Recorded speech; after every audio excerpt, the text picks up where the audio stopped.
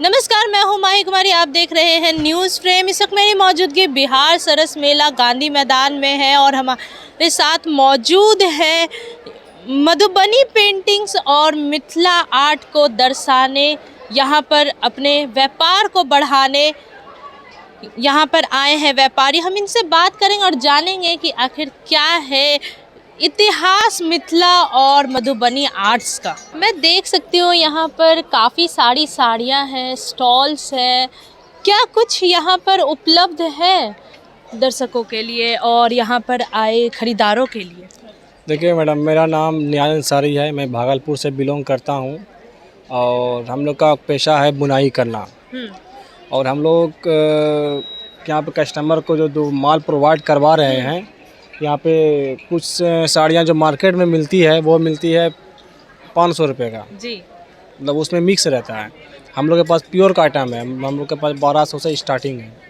अच्छा, मतलब साड़ियाँ 1200 से स्टार्टिंग की है? 1200 से लेकर के 6000 तक स्टार्टिंग है। 6000। आप हमें बताएंगे ये पारंपरिक इतिहास चला आ रहा है, मधुबनी आर्ट्स के बारे में बहुत लोगों ने सुना है, लेकिन इसके इतिहास के बारे में बहुत कम लोग जानते हैं। हमारे दर्शकों को बताइए कि क्या है इतिहास।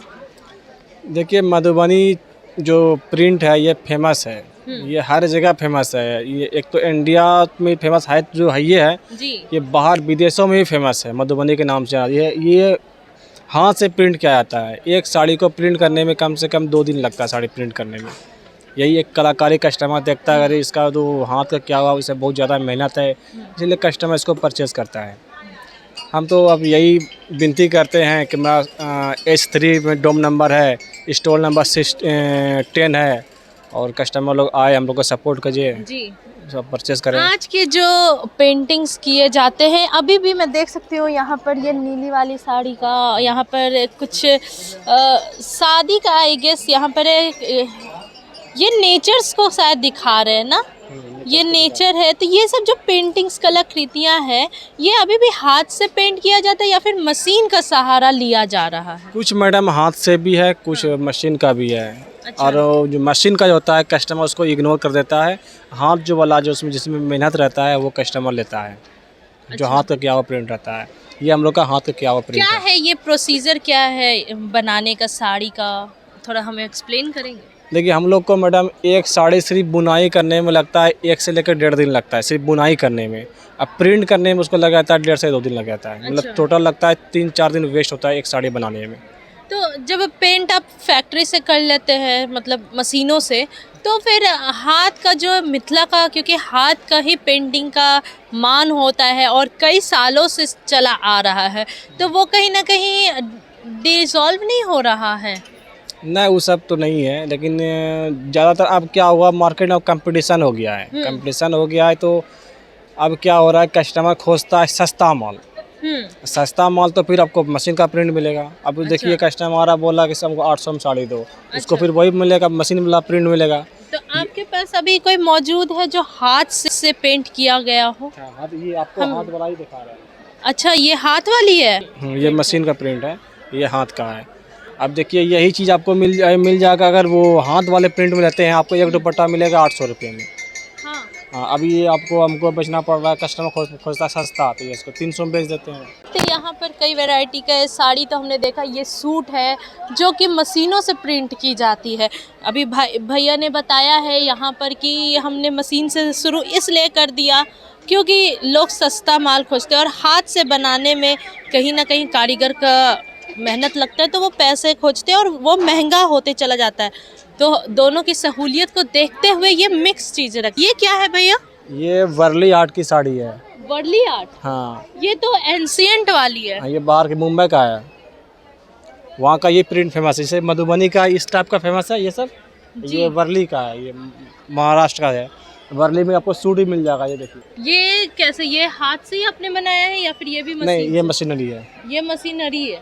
और किस प्रकार का, मतलब बात करते हैं कि ये सब कॉटन्स के होते हैं, तो आज भी प्योरिटी कॉटन की ही है या मिक्स? सारे कॉटन में है, कान में है, एरी में है, मूंगा में है, सिल्क में है, ये सारा सिल्क में है। खादी में भी आपको मिल जाएगा। ये आपका खादी में है, ये वाला डुपियन में है, मलबरी में है, देसी में है, सब में है।